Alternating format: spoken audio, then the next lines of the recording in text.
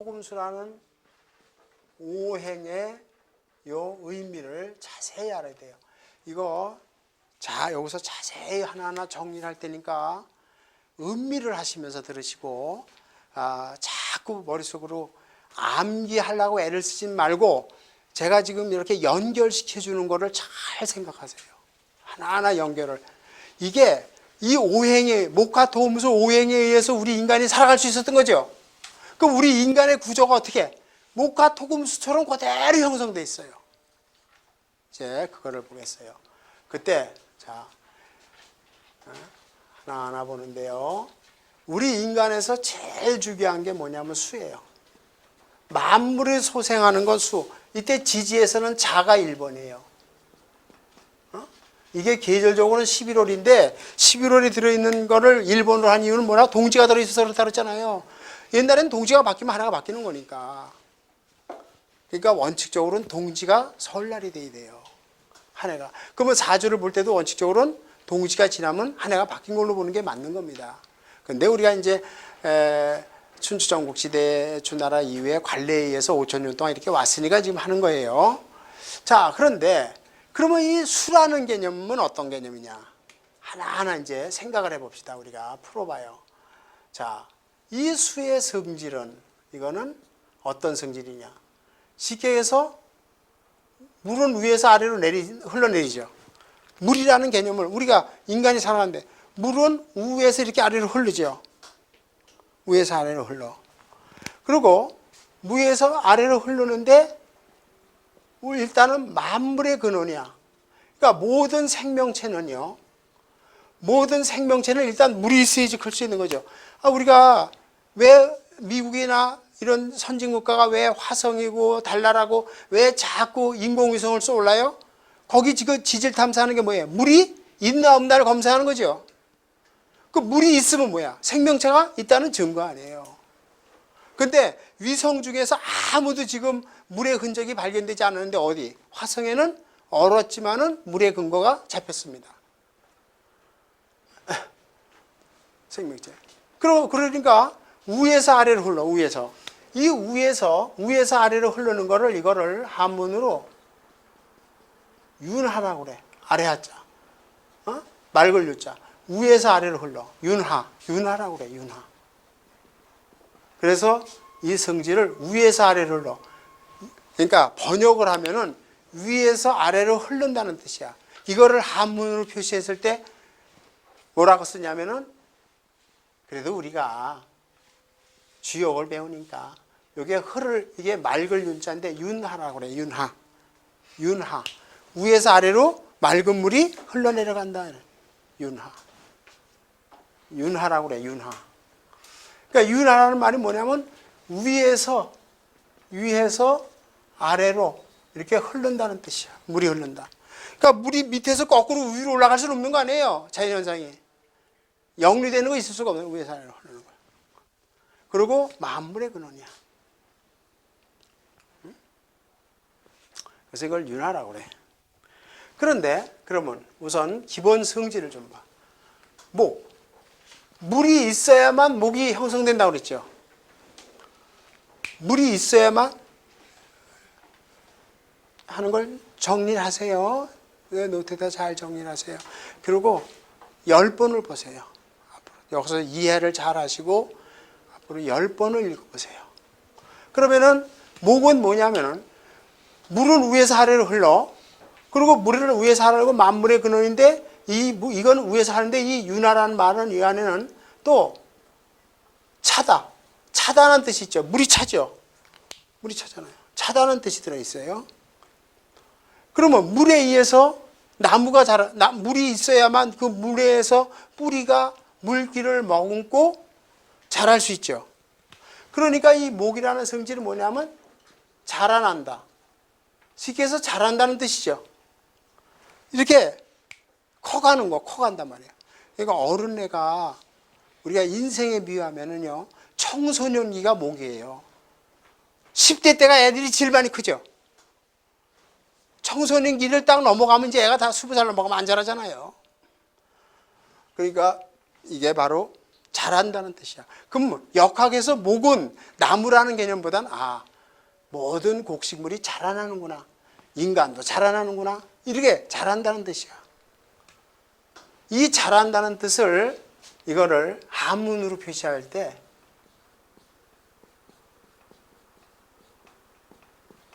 이걸 곡직이라고 그래. 곡직.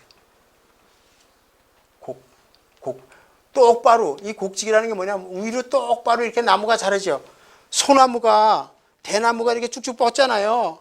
쭉쭉 하늘을 보고 뻗어서 자라잖아. 이 자라는 거를 곡직이라고 그래. 한문으로. 그러니까 곧게 뻗었다. 곧게 뻗었다고 그러잖아요. 그게 곡직이라는 뜻이야. 근데 우리가 이제 이 역학을 하면요, 상식적으로 다양하게 좀 알고 있어야 돼. 우리가 이제 여러분들한테 남을 상담할 때요, 상담할 때 농사꾼도 오고 장사꾼도 종류가, 우리나라 업종의 종류가 우리나라 업종이 지금 종사하는 종류만 해도 24,000개예요. 별놈의 족종이 다 있어. 그때 상담할 때 기본적인 상식이 있어야지 상담이죠. 국민학교도 안 나온 무식쟁이가 상담하기 말이 되겠어요? 뭘 한다고 지가. 그냥 단순히 좋다 나쁘다 하지 이 사람 무슨 내용을, 업종에 대한 내용을 뭐 이렇게 상식적으로 알아야 될 거 아니에요. 그래서 다양하게 상식적으로 좀 갖고 있어야 돼요.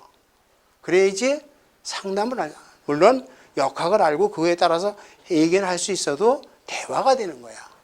그러니까 아무나 역학을 해서 이게 활용되고 남의 인생을 끌어주는 건 아닙니다. 기본적인 인품과 기본적인 지식을 가지고 있어야 돼요. 많이 좀 배워야지. 물론 그러니까 아무것도 모르는 무당들은 뭘로 해요? 그러니까 대화가 안 되니까 뭘로 해요? 영감으로 하는 거야. 그 영감이라는 게 속신 얘기로 신이야. 신의 계시를 받았어. 그건 증명이 안 되는 거죠. 신의 계시를 영감이야. 눈에 보이지 않아. 계시가 되지 않아. 그러니까 그렇게 해서 10개에서 2개만 맞아도 효용이 있는 거지. 그렇게 해서 2개만 맞춰도 효용이 있는 거 아니에요. 그러니까 그렇게 해서 무당들이 다 이제 활동할 수 있는 거죠. 그런데 우리가 영의 세계는 나중에 말씀드리지만 영의 세계는 이거는 아무도 모르는 거예요. 함부로 얘기할 수 없는 게 영의 세계입니다. 그러니까 저도 어렸을 때 봤어요. 영의 세계는 아무도 모르는 거야. 아무도 모르니까 함부로 말을 못해. 그러니까 영적인 존재에 의해서, 근데 참고로요, 이거는 부정하면 안 됩니다. 그럴 수도 있어요. 미국의 그 예언자 에드가 케이스라는 사람도 그런 얘기를 했고, 또 유럽의 많은 그 과학자들도 그런 얘기인데, 우리 머릿속의 두뇌를 여러분들이 평생을 살아가면서 우리 머릿속에 있는 두뇌를 30%밖에 활용을 못합니다. 70%는 사장되어 있는 거야. 근데 70% 사장된 것 중에서 10%만 끌어낼 수 있다면 그 사람은 천재가 되는 거야. 그죠? 그리고 그 10%만 잘 활용을 하면은 인간의 세계를 뛰어넘는 영의 세계로 들어갈 수 있다고 그래. 근데 대다수 우리 인간들은 30%밖에 활용을 못 해요. 그러면 우리가 이런 경우를 진짜 저도 어렸을 때 그걸 봤는데, 진짜요. 그 칼날에다 옷을 갖다 대면 옷이 쭉 찢어집니다. 저절로.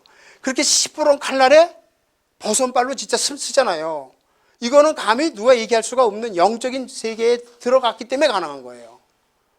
그러니까 그거를 수행하는 무당을 이걸 뭐라고 증명할 것이냐, 미신이다, 그렇게만 말할 수는 물론 없죠. 이건 영적인 세계에 들어간 겁니다. 이건 어떤 혼용을 갖고 자기가 집중력을 갖고 하지 않는 한은 불가능한 거예요. 시퍼런 칼날 왜 그게 맨발로 서서 그게 될상이냐고요. 다 피나고 다 그러는 건데. 근데 우리가 내가 하와이 가서도 그런 걸 하나 봤는데, 하와이의 저 원주민들 춤출 때 진짜 불을 먹어. 이건 인간이 도저히 되지 않단단 말이야. 근데 그런 것들은 영적인 세계에 일부 들어가면 가능하다고 그러니까 그거에 대해서는 우리가 함부로 얘기할 수는 없는 거죠. 그러나 하여튼 이런 거 신적인 존재에 대한 것을 주역에서는 일단 부정합니다. 학문적으로만 접근하라. 그래서 이 목은 자란다는 뜻이고 곡직이고 이거는 곧게 뻗는 거야. 꼭 곧게 뻗는다는 뜻을 갖고 있는 거예요. 성질 자체가. 그러니까 나무라는 성질, 그러면 여기를 봐요. 이제 하나 수에도 우리가 양수가 있고 오행에서 음수가 있는데 양수가 예를 들어서 임수가 있고 계수가 있잖아요. 이 하나하나에 대한 거는 나중에 또 다시 얘기를 하겠습니다. 하나하나에 대한 건 따로 얘기하지만 하여튼 음수든 양수든 수의 기운은 일단 윤화라고 그래요. 에? 윤화라고 그럽니다. 그런데 같은 윤활에도 예를 들어서 이제 나중에 또 말씀드리지만 임수는 물이 꽉 차 있는 그리고 이거는 물이 위에 사는데 임수가 이게 물이 이 땅속에 물이 모자르면은 가뭄이 들면 하늘에서 비가 오죠. 그 비가 와서 채워주는 역할을 하는 게 이게 계수인데 이것도 물이 위에서 아래로 흐르니까 윤화죠. 하늘에서 비가 오는 것도 윤화 아니에요. 그죠? 땅에서 물이 솟을 수는 없는 거 아니야. 그래서 그리고 목도 그렇잖아. 목도 양목, 간목, 을목 있는데 양목, 을목인데 간목도 땅속에 뿌리를 박아서 이렇게 올라오는 거고 을목이 새싹이 올라오는데 여기서 올라오는 거 아니야. 자라는 거 아니야. 그죠? 다 자란다는 뜻이에요.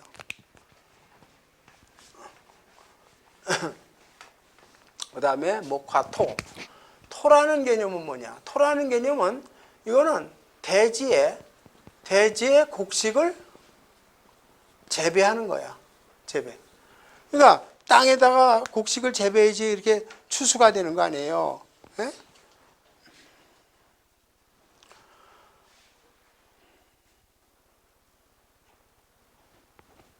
그래서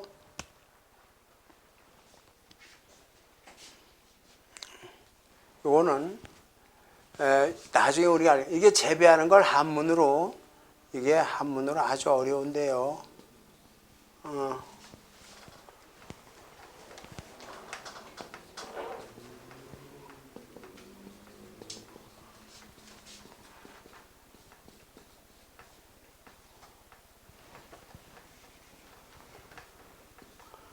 외우려고 그러지만 이제 우리가 나중에 다시 써요.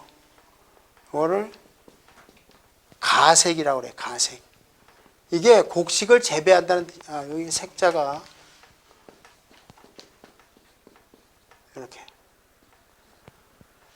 색. 그러니까 이건 나중에 우리가 다시 설명할 테니까 이거를 가색이라고 그래. 가색. 재배한다는 거를. 그리고 이거는 대지에 곡식을 재배하는 거야. 그래서 이거는 이 의미는 가꾸다라는 뜻이 들어. 가꾸다. 가꾸는 거야. 가꾸.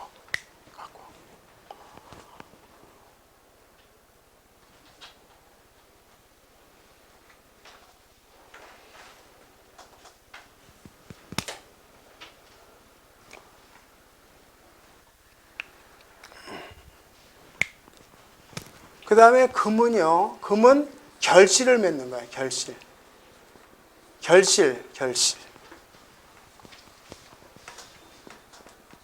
성질이 결실을 맺어. 그러니까 이게 계절적으로 가을의 의미가 되는 거예요. 가을의 의미. 이거는 추우니까 겨울의 의미고, 이거는 자라는 거니까 봄의 의미고, 이거는 가꾸는데 봄, 여름, 가을 계절적인 의미가 갖는 거고, 계절. 그 다음에 이건 가을의 의미야. 그래서 이거는 혁신의 의미를 가져. 혁신. 변혁을 하는 혁신의 의미를 가져. 그리고 결실을 맺히고 이게 탈바꿈이에요. 탈바꿈. 이렇게 꽃이 지고 열매가 열잖아요. 이게 바꿔지는 거야. 바꿔지는 거. 바뀜. 탈바꿈. 바뀜의 뜻을 갖고 있는 거야. 혁신. 이거 바뀔 혁신의 의미를 갖고 있는 거예요. 성질이. 그 다음에 수목화토. 여기 참 화를 빼뜨렸네. 다시. 수목화. 수목화토금. 금 있죠? 이건 바꿈. 그럼 화의 기운. 아까 목생화니까. 목생화, 화생토. 그 화라는 기운은 열기야, 뜨거운 열기야, 열기. 그래서 이거를 염상이라고 그래, 염상. 불화자가 두 개가 있으니까 얼마나 타겠어요. 이거를 염자인데, 이거를 염상이라고 그래. 대지 위에 뜨거운 불꽃이 튀는 거야. 한여름에 여러분들이요.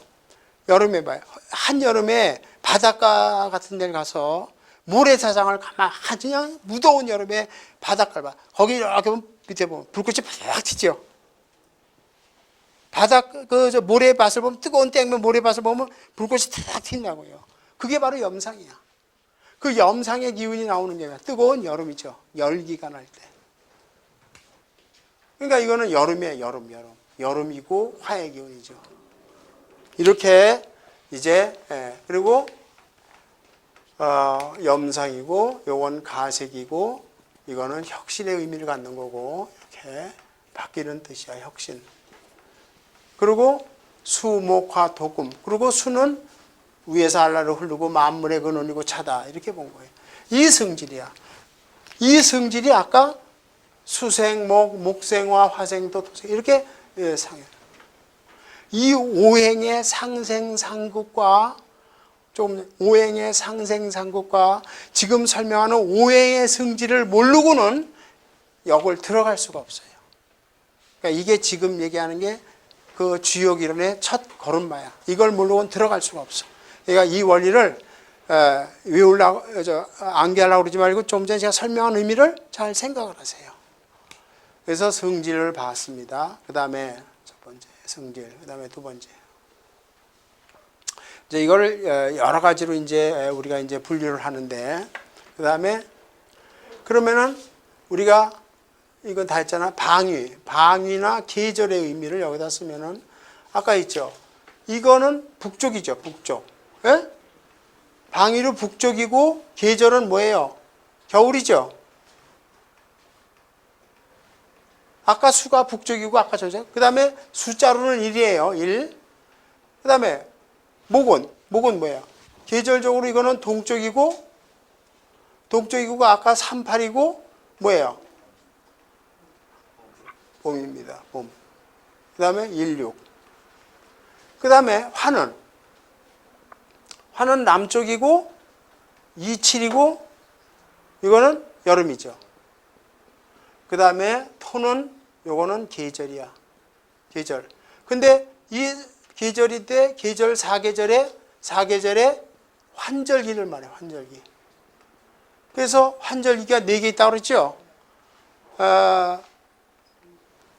진술 3월, 9월, 6월, 12월 이렇게 4개가 있다고 그러잖아요. 아까 환절기에 환절기. 그리고 이거는 위치가 어디예요? 꼭 아셔야 돼. 정중앙이야. 가운데야. 이거는 북동남이지만 이건 중앙이야. 아시겠어요? 그 다음에 요거는 서쪽이야. 서쪽이고 계절적으로 뭐예요? 해가 서산해지는 가을이야. 가을. 그리고 사구야. 이거는 중앙이니까 5야. 50이야. 자, 여기까지 됐죠? 이건 다 설명한 거를 정리한 거죠?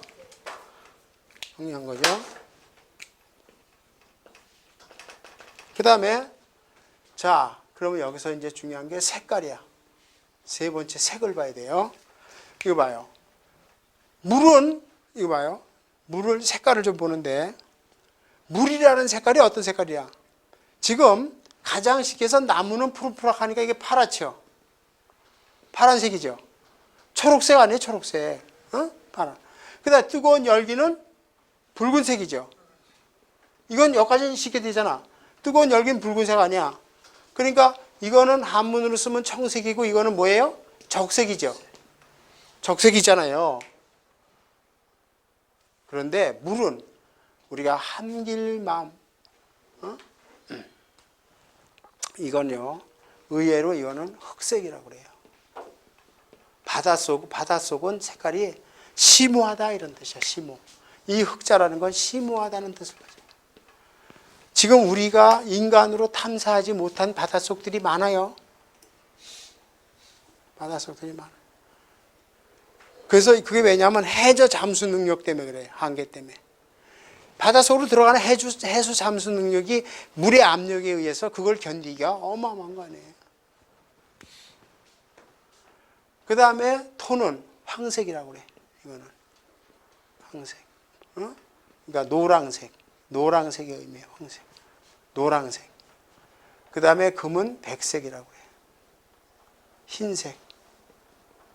이렇게 얘기를 합니다. 색깔로는. 여기까지 됐죠? 그러니까 이제 우리가 이걸 오행을 붙이면서 이 색을 이렇게 붙였어요. 그 다음에 이걸 이제 지형학적인 걸 좀 봐야 돼요. 지형학적인 거. 지형. 우선 그때 당시에 물론 그 주역을 연구하고 오행을 연구할 당시는 중국이란 나라가 그 중원 자기만 생각했지 이웃은 모르는 거 아니에요. 예? 그러면은 이 역세계는 지형적인 얘기는 처음 주역을 맨도 5,000년 전에는 붙이지 않고요. 언제 알게 된 거냐 하면은 춘추 전국시대 때. 춘추 전국시대 때 이제 교류가 됐잖아요. 그래서 동쪽에 동이족, 동쪽에 살고 있는 오랑캐가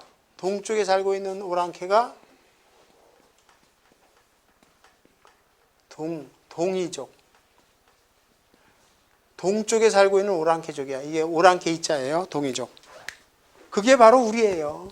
우리 족속을 동이족이라고 그랬어, 걔네들이. 그죠?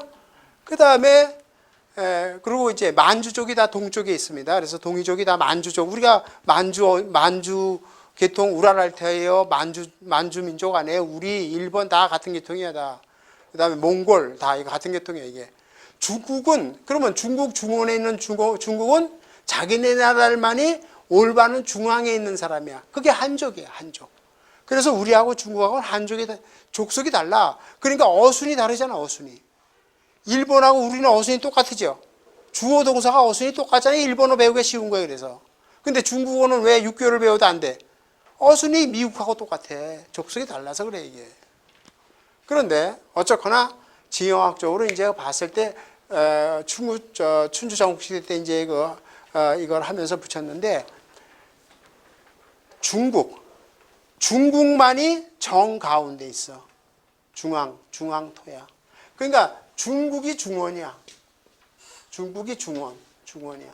중원을 통일했다고 그래, 중국. 그리고 이제 이렇게 이렇게 다 이제, 쉽게 얘기해서 자기를 둘러싼 나머지들이 다 뭐야? 다 오랑캐야, 오랑캐. 그 동쪽에 있는 동이족, 우리가 동이족이야. 그런데, 그러면은 지형학적으로 이제 세계적으로 봤을 때 이 북쪽이 어디냐? 이게 러시아야. 제일 지금 추운 지방이 어디야?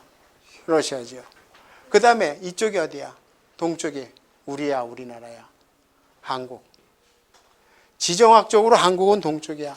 그래서 여러분들 왜 인도의 시정, 인도의 시성, 우리가 일제 1910년도에 한일합방 되면서 일제의 치하에 있을 때 인도도 영국의 식민지잖아.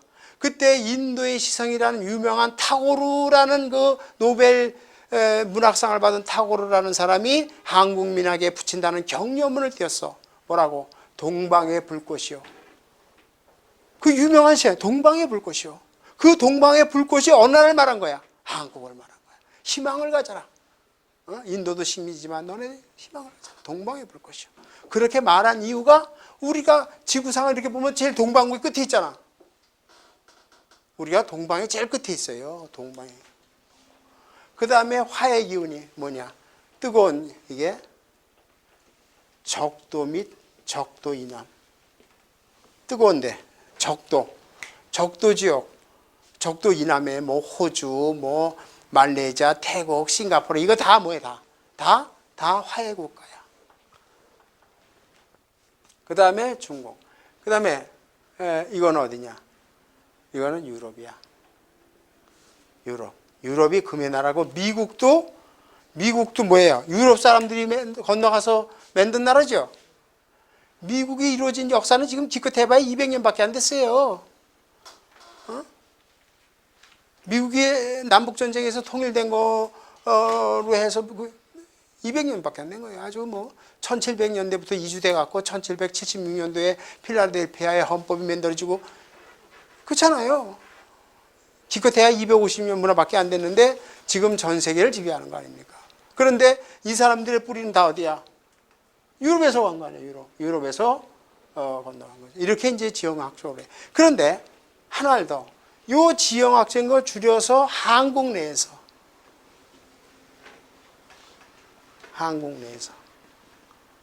자, 그런데 하기 전에요. 자, 이걸 봐요.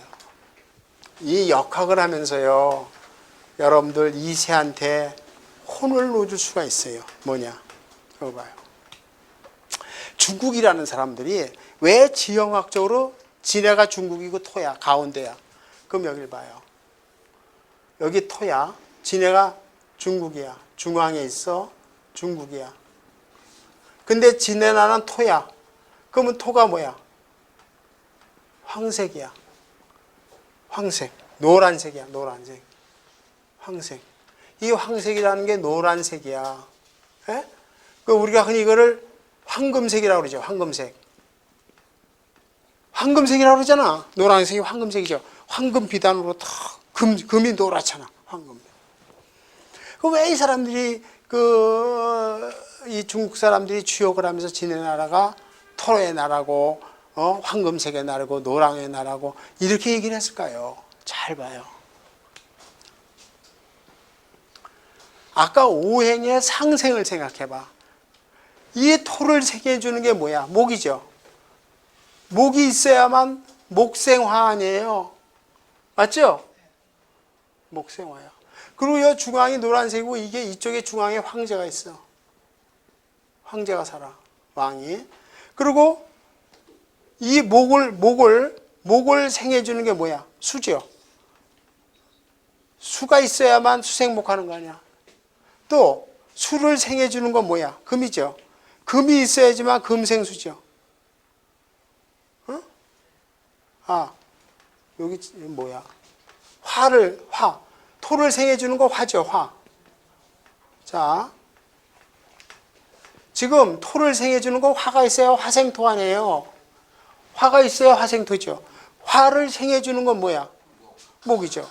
목생화죠, 목생화. 목을 생해주는 건 수죠. 수생목이죠. 그 다음에 수를 생해주는 건 금이죠. 금생수죠. 즉, 잘 봐요. 지네들이 지역적으로 토인데, 결과적으로 잘 봐. 이 토를 가운데다 놓고 생을 하면은 금생수, 잘 봐요. 금생수, 토가 좋아. 금생수, 수생목, 목생화, 화생토죠. 그러면, 자, 남쪽에 있는 나라, 그 밑에 동쪽에 있는 나라, 결국에 모든 유럽까지 다 누구를 위해서? 자기네 나라를 위해서 있다고 보는 거예요. 근데 거꾸로 그 다음에 토도 서양에서 볼 때는 토생금이 돼야 될 거 아니야. 그런데 중앙은 고정돼 있다고 본 거야, 얘네들이. 자기네들이 다. 그리고 또 하나, 색깔을 부여해봐. 그러면 색깔을 부여해보면은 우리가 슬퍼집니다. 왜 슬퍼질까 하는 걸 잘 봐요. 우리나라가 삼국시대, 이 주역의 원리, 오행의 원리가 완전히 뿌리가 내린 게 명나라 때입니다. 그 명나라 때 우리가 참 비참한 거예요. 명나라 때인데 이 중국에서 이 주역의 뿌리가 내려지면서 우리나라가 종속국가가 되는 거예요. 그러면은 그전엔 그렇게까지 심하진 않았어요. 특히 이 삼국시대 때는 뭐예요? 중국과 우리는 동등한 위치였어요. 동등의 위치였어요. 그래서 중국의 황제도 노란 옷. 여러분들 고려 때 역사 기록, 고려 때 연속국 영화를 보면 중국의 왕도 노랑 황색, 우리나라 고려 왕도 똑같이 노랑 황색 입었죠. 그렇잖아요. 그런데 이조로 넘어가면서 어떻게 되나 봐. 이조로 넘어가면서 우리나라 왕이 절대 황금색을 입지 않았죠. 황금색 못 입었습니다. 왜 그랬을까? 이 중국의 황제가, 명나라 때 중국의 황제가 내가 가운데 중앙에 있고 내가 황제고 내가 노란색이야. 황금색은 나만 입을 수 있어. 그러니까 황금색을 나만 있으니까 그 밑에 나만 입어야 돼. 그러니까 그 밑에 화가 뭐야? 적색이야. 그러니까 조선왕 너는 무슨 색깔을? 적색이나. 그 다음에 목이 있어야 돼. 목생함. 목색은 뭐야? 적색이나 청색만 입어라. 이렇게 한 거야. 그러니까 적색이나 청색을 입어야 목생화, 화생토, 왕을, 중국의 황제를 해서 조선의 왕은 나한테 생을 해줘야지. 나를 극하면 안 되잖아요. 화생토 아니야. 그러니까 붉은색이 들어와야 황금색이 빛나는 거야. 그게 화생토. 그러니까 조선왕 너는 빨간색 입어. 아시겠어요? 그래서 빨간색을 입어야 되는 거야. 우리나라 그 다음 조선 때 왕은 다 붉은색 아니야. 황금색을 입은 조선왕 있어요? 못 입었어. 입으면은 명나라 왕자가 왕을 취소해버려. 그럼 우리나라 내에서 내분이 일어난단 말이야. 그래서 좀 비참한 의미를 갖는 거예요. 그러고 이제 어떻게 돼? 네? 그러면 왕이 더 슬픈 얘기를 좀 하나 해요. 이건 상식적으로 알아야 돼. 지금 적색이야. 왕이 붉은색을 입었어. 그럼 왕에 있는 신하는 목생화야죠. 그 목생화니까 뭐야? 청색을 입어야죠. 그러니까 대신들은 무슨 옷을? 청색 옷을 입어야 돼. 그러면 목담에 뭐야? 수지요. 수가 있어야만 수색목 하는 거야. 수는 무슨 색깔이야? 흑색이야. 그러니까 대신들은 파란색 입어. 그럼 대신들을 생해주고 대신들을 보호해주려면 검은색 입은 포졸이 있어야 되는 거야. 우리나라 포졸들이 다 무슨 색깔이었어? 검정색이야, 다 포졸이. 그 다음에 이 수를 생해주는 건 뭐야? 수를 생해주는 게 뭐야? 금이야, 금생수야. 그럼 금은 뭘 입어야 돼? 우리가 백이민족 무슨 아주 흰색의 좀 슬픈 얘기지만 바로 이런 역사예요. 그래서 조선족은 무슨 색깔을? 흰 무명을 입게 한 거야. 흰 무명을. 슬픈 역사예요. 무슨 백이민족으로 고귀하고 웃기는 소리예요. 오행의 의미로 중국 애들이 강요한 거야. 명나라 때. 야, 왕 너 빨간 거 입어. 그 신하는 파란 거 입어. 그 밑에 있는 포졸은 군인하고 포졸은 검은 거 입어. 백성들은 하얀 거 입어. 결국엔 다 누구를 위한 거야? 황금색인 요렇게 만든 거예요. 그래서 왕을 빨간색을. 고려 때까지만 해도 우리나라 왕은 똑같이 황금색이었어요. 약소국가의 비애가 된 겁니다. 그런데 우리가 지금 우리나라가 역사적으로 중국이 15억 인구야. 실적으로 13억이라고 그러지만은 통계에 잡히지도 않기 때문에 거의 15억에 가깝다고 봐도 무시 못해. 왜냐하면 티베트 다 들어와야 되니까. 그러면은 그렇게 큰 나라니까 우리가 앞으로 먹고 살려면은 중국을 통하지 않고는 안 돼. 그러니까 중국이라는 나라가 우리한테 있는 게 어마어마하게 우리의 미래를 위해서, 우리 경제를 발전을 위해서, 우리 후세를 위해서 너무너무나 좋은 건 사실이에요. 그러나 한 가지 잊지 말 거는 중국이라는 나라가 절대 대국이지, 우리를 우습게 알고 대국이지 한국을 무슨 노폐해보고 그럴 나라가 왜? 역사적으로 우리 위에 종주국이었어 항상. 그래서 나중에 제가 또 기회 될 때 말씀드리지만은 내년이 상당히 우리가 위험하고 북한에서도 여러 가지 소요 사태가 일어날 확률도 많고 그런데 그때 우리가 너무 통일을 빨리 생각하면 안 돼요. 절대 우리는 북한을 쉽게 통일할 수 있는 상황이 아니야. 왜? 여러분들이 남북 공정을 중국이란 나라는 땅을 한번 뺏으면 절대 주는 나라가 아니야. 알아요? 중국은 역사적으로 땅을 한번 먹고 내준 적이 없는 나라야. 예를 들어서 1950년대에 멀쩡하게 있던 티베트 그 주변에 있던 땅 다 먹어버린 거야. 강제로 왕 쫓아내고. 한번 뺏으면 안 주는 나라예요. 몽골도 옛날에 징기스칸의 몽골의 땅이 얼마야? 중국의 3분의 1만한 땅이었어. 지금은 귀퉁이에 조금 남아있어. 다 뺏어간 거야. 그렇잖아요.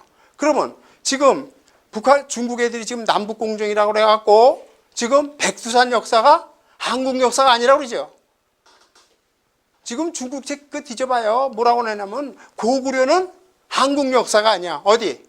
중국의 변방 역사야. 왜? 고구려하고 수나라 당나라가 싸맸죠. 싸만 전쟁의 역사야. 그러니까 고구려가 자기네 나라지 한국 나라가 아니다 이거예요.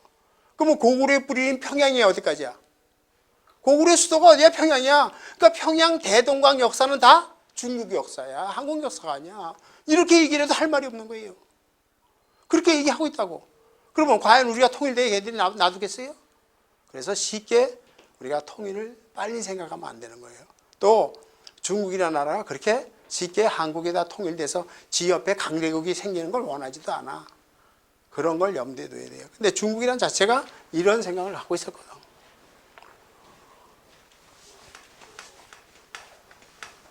그러니까 뭐 여러분들 신문에도 났지만은 그 압록강, 두만강 넘어 60만 대군이 어디 있어 지금?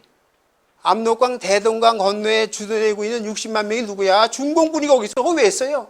북한이 여차하면 다 그냥 승낙하는 거 아니야? 60만이 몽땅 내려와서 그냥 딱 지배해버리는 거야. 그러니까 북한 내 군사 소요 사태가 나면은 100% 중공군이 점령할 가능성이 많아요. 그 코앞에다 왜 주둔, 60만 명이라는 걸 왜 주둔하고 있어? 그 거대한 군대를.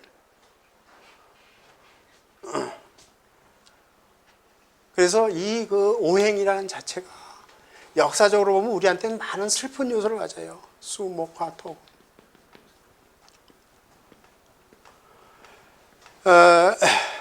그리고 그러면 이제 한국 내, 우리나라 내에서는 또 어떻게 갈라지겠는가? 우리가 지역적으로는 이 동남아시아, 여기가 남이에요. 러시아, 한국 이렇게 중국, 그 다음에 여기 유럽, 미국까지 포함해서. 그런데 그러면 조그만 한국 내에서도 오행으로 보면은요, 가장 추운 쪽이 어디예요? 우리나라 남북한 통틀어 제일 추운 데가 어디예요? 러시아하고 가까이 있는 데가 어디예요? 함경도 평안도야. 그죠? 함경도 평안도.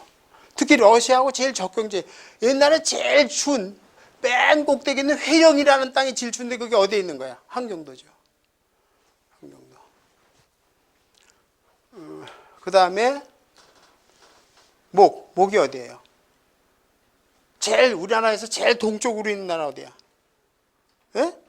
우리나라 지도에서 이렇게 지도에서 우리나라 이렇게 구멍이 있는데 여기 맨 끝에 여기 이게 강원도 아니에요, 강원도.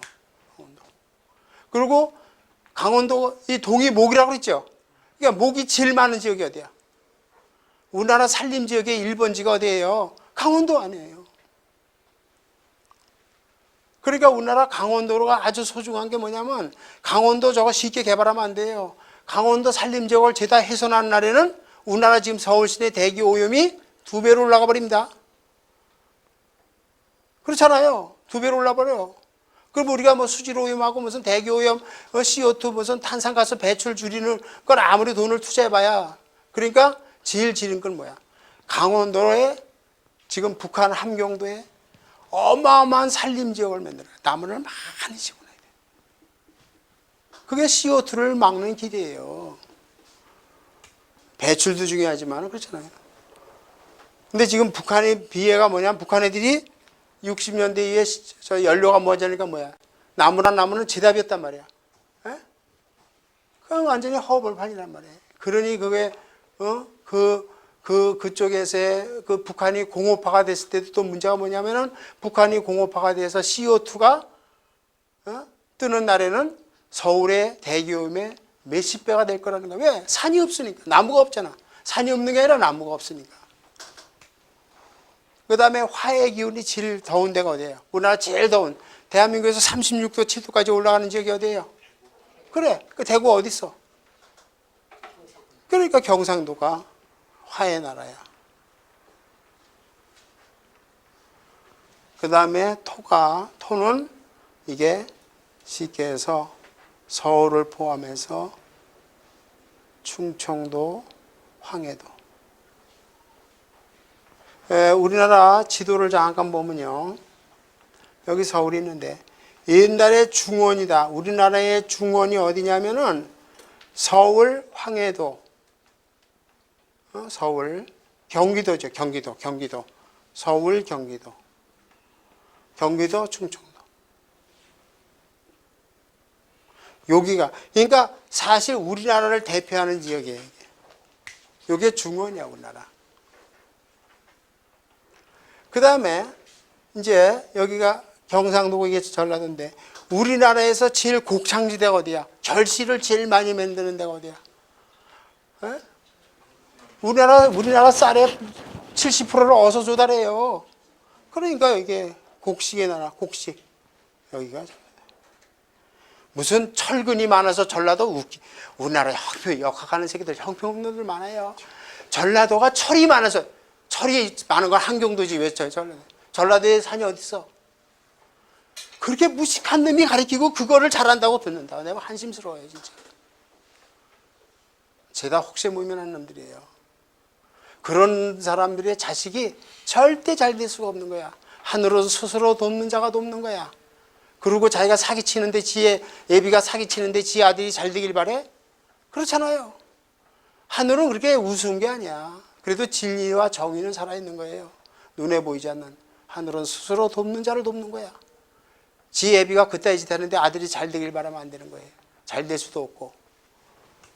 그래서 여기서 이 금이 이게 전라도라는 의미는 곡창지대였기 때문에 모든 결실은 금에서. 그죠? 그렇게 된 거예요. 그 다음에 색. 그 다음에 이제 중요한 거래죠. 여기 그 다음에 색깔까지 하고 했죠. 자, 그 다음에 여기 색을 했잖아요. 요거와 대비돼서 아주 중요한 거예요. 맛의 개념을 알아야 돼요. 맛의 개념. 근데 이거하고 연관돼 있어요. 물은요, 물은 검정이에요. 근데 물은 무슨 맛일까요? 물은 짠맛이 나는 거예요. 물론 바닷물도 짜지만은 이거 봐요. 세상에서 제일 맛있는 음식이 뭘까요? 세상에서 제일 맛있는 게 뭐냐면 물이에요, 물. 여러분들이 세상에서 진짜 갈증이 날 때 그 물이라는 맛은 세상에서 제일 맛있는 거예요. 근데 물의 성질 자체는 짠 데 있는 거예요. 그래서 옛날에 솔트, 소금을 가장 중요시한 거예요. 그리고 소금을 얻기 위해서 전쟁을 불사한 거예요. 근데 바닷물도 물인데 소금은 어서 돼요. 바닷물을 정제해서. 그래서 짜게 생각한 거예요. 그 다음에 목은 한여름에 목은 이 잎사귀를 씹어보면 뭐예요? 신맛이 나요. 신맛. 그 다음에 이거는 태우면 어때요? 태우면 어떤 맛이 나? 여러분 음식 태워서 먹으면 어때요? 쓰잖아요. 쓴맛. 그 다음에 토는 단맛. 모든 건 이게 황색, 노란색이니까 단맛이에요. 그 다음에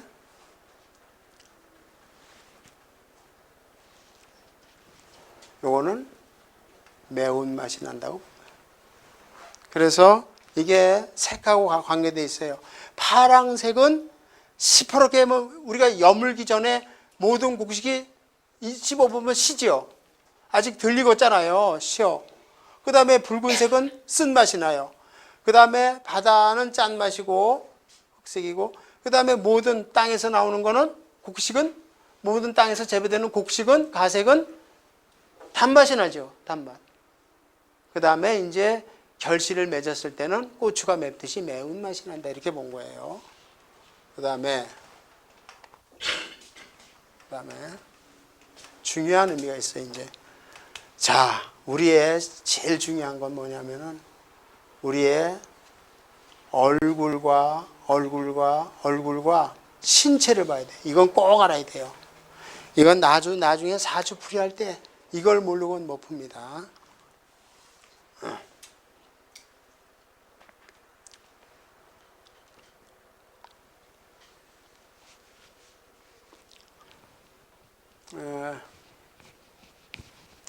뭐냐면은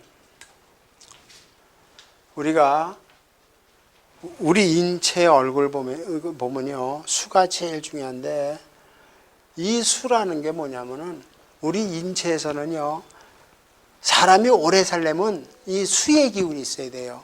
그게 뭐냐면 이게 신장입니다. 이걸 꼭 아세요. 신장. 즉 콩팥이에요. 이 콩팥이 튼튼해야지. 그런데 이 콩팥은 우리 인체 중에서 100% 물로 되어 있는 게 딱 하나가 있어요. 이게 신장이에요. 그래서 신장은 수술을 해 못해요. 간이고 뭐고 다 수술하는데 이거는 째는 순간에 터져버려. 물이야 다. 그래서 콩팥이 나쁜 사람들은 뭐야? 수술할 수가 없으니까 남의 거를 그래서 신장 이식술이 나온 거야. 남의 걸 받아야 돼. 그때 그거를 얻으려고 몇 천만 원 몇 억씩 주는 거예요. 지금 아직도 우리나라 신장 이식을 받으려고 되는 대기 숫자가 몇천 명, 몇백 명 아니에요.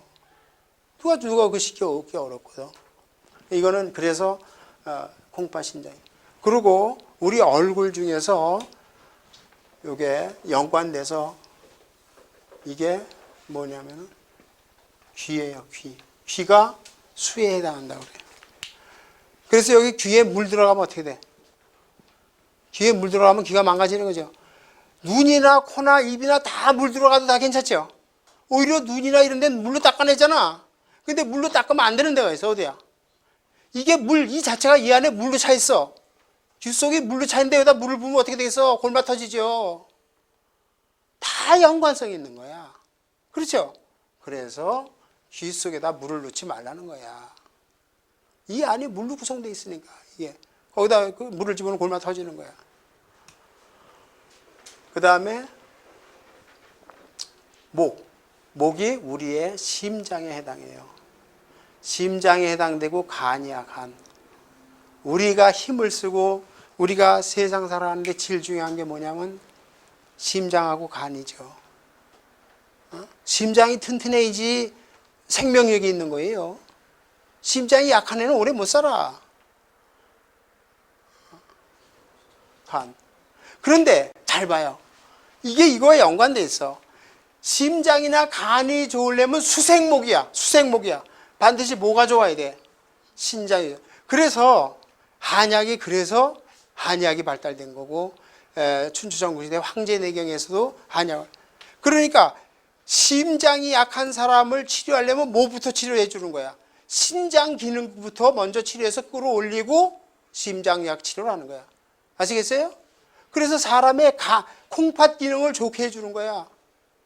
심장은 저기 화 아니에요? 참 그러네. 심장은 여기 화고, 참 간. 우리 인체의 간, 제일 중요한 게 간. 우리 인체에서 간이죠. 간은 뭐예요? 간은 신장 위에 붙어 있어요. 신장 위에 붙었기 때문에 신장이 콩팥의 기능이 좋아야 이게 이 간의 기능이 좋아지는 거예요. 그런데 여기서 빠뜨린 게 있어. 이 신장이 좋아야만 되는데 이거 신장이 수예요. 근데 수는 무슨 색깔이라고 그랬어요? 검정색이라고 그랬죠. 그럼 우리 곡식 중에서 검정색이 있는 곡식이 뭘까요? 그렇지, 검정콩. 꼭 알아두세요. 이 신장 콩팥을 좋게 하는데 1순위가 검정콩이에요. 왜? 흙이 수니까. 그러니까 검정 곡식을 많이 먹어야만 수의 기운이 커져. 그래서 검정콩을 밭에서 나는 고기라고 그러는 거야. 그래서 이게 나쁜 사람은 신장 기능이 나쁜 사람은 무조건 검정콩을 많이 먹어. 그 검정 두부. 그래서 두부집들이 잘 되는 거야. 지금 두부집들 웬만한 집 다 부자됐어. 망한 사람 없어요. 지금도 늦지 않았어. 목만 좋으면 검정콩 두부집 하면 반드시 성공합니다. 왜? 검정콩이 우리 인체에 좋다는 거 누구나 다 알아.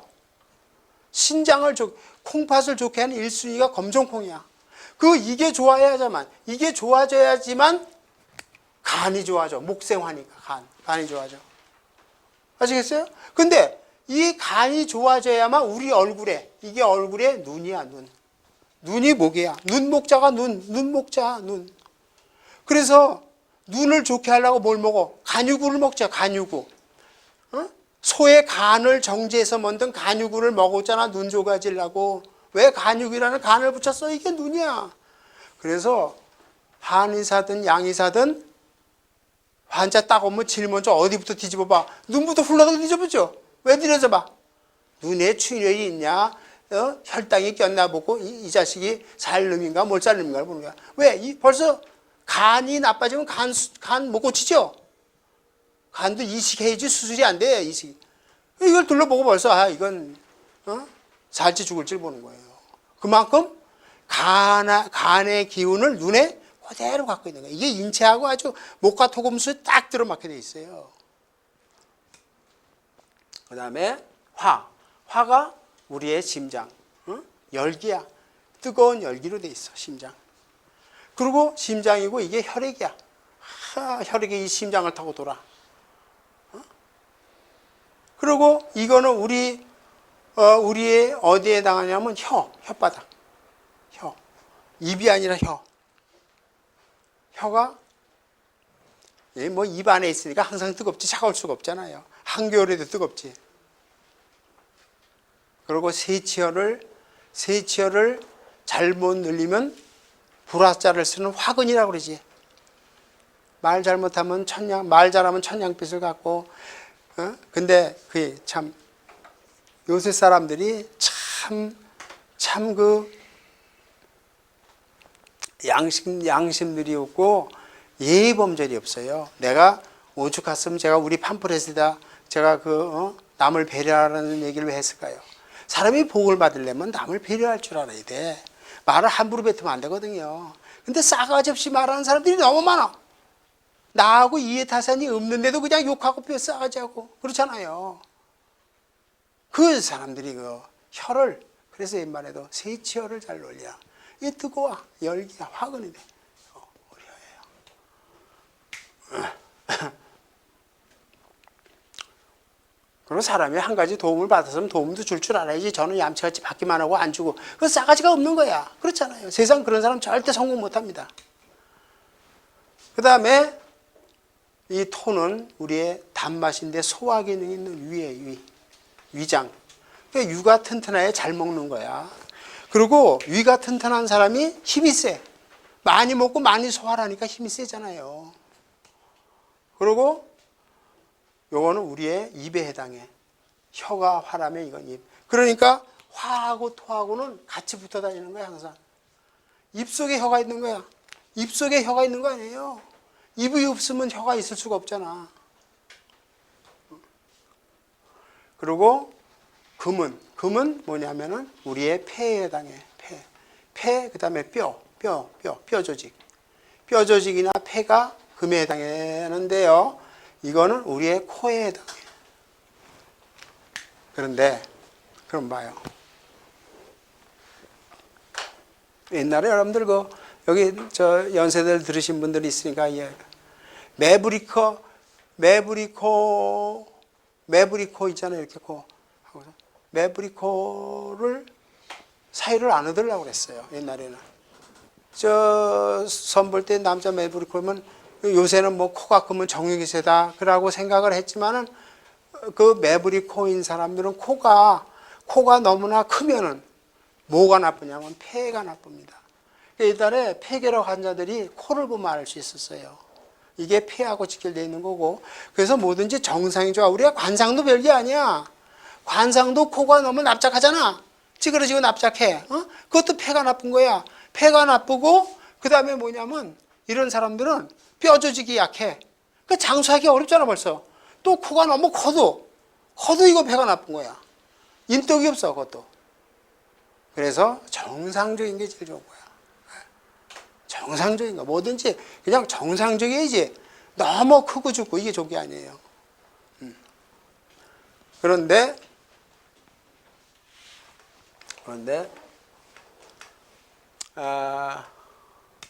그래서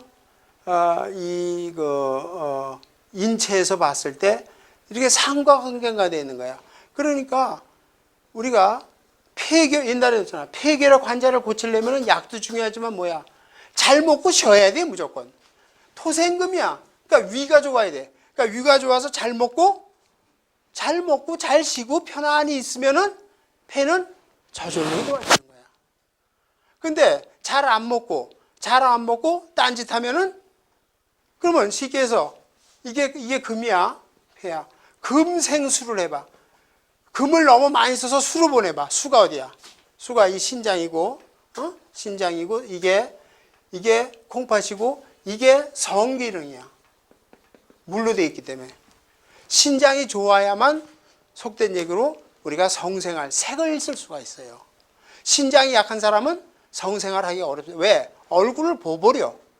신장이 나쁜 사람은 반드시 몸이 붓게 돼 있어요. 그러면은 상식적으로 생각해봐요. 금생수, 이 색을 너무 많이 써. 색을 너무 많이 써. 일로 많이 빼내면 어떻게 돼? 폐가? 그래서 폐병 환자들이 색을 쓰는 순간에 죽는 거예요. 이게 나쁜 거예요. 그래서. 그러니까 이런 색을 쓰지 말고 몸조심을 잘하면서 뭐를? 위를 튼튼히. 이 원리가 바로 황제내경에 있는 한의학의 원리야. 그래서 한의학은 폐결핵 환자가 오면 뭐야? 먼저 위를 보호하는 걸 줘줘. 그래서 음식을 잘 먹게 해줘. 그리고 편안히 쉬고, 그리고 오늘날 얘기는 수면제 요소를 집어넣어. 그래서 편안히 쉬게 하는 거야. 잠을 푹 자게 하는 거야. 그런 식으로 몸을 고치잖아요. 그러니까 먼저 예를 들어서 뭐 심장이 약하다 그러면 심장이 나쁘다 그러면 심장을 약을 고치는 게 아니라 먼저 간 기능 좋아해주는 약을 먼저 쓰고 그러고 나서 저절로 심장이 좋아요. 그런 식의 원리가 한의학의 원리예요. 그래서 이런 이제 오행의 원리를. 근데 이런 오행의 원리를 요새는 양에서도 다 하니까 그거에 맞춰서 적절히 다 쓰고 그러지만 하여튼 이런 입장에서 나온 거지요. 그래서 이제 이 원리를 알고 있어야만 수, 목, 화, 토금의 기본적인 원리를 알고 있어야 됩니다. 그래야 우리가 앞으로 이거를 이제 써먹게 되고 아주 중요한 원리예요. 이 원리를 잊어버리면 안 돼요. 그게 우리 교과서 13페이지에 쭉 써 있어요. 쭉 써 있습니다. 그래서 이거를 굳이 외우려고 그러지 말고 하여튼 그리고 참 여기서 빠진 게 요거 목은 요게 머리, 눈이면서 머리에 해당합니다. 눈이면서 머리에. 그래서 이게 신경계를 자요. 그러니까 우리가 목이 자라나는 거죠. 신경계. 그래서 이 신경계. 그래서 나중에 우리가 목을 다치잖아요. 사주에 이 사람에서 운명에서 목을 다치면 잘못하면 뇌질환이 뇌출혈되고 이 신경계 이게 아주 중요합니다. 머리 간이거든요. 그 다음에 이거는 혈액이에요, 혈액. 그래서 이게 상호 연관되어 있는 거야, 목화가. 신경계가 좋아야 혈액순환도 잘 되는 거예요. 상호 이렇게 연결되어 있는 겁니다. 그래서 이 원리를 절대 잊어버리면 안 돼. 이해되겠어요? 오늘 여기까지만 하는데 집에 가서 10번을 생각하고 주무세요.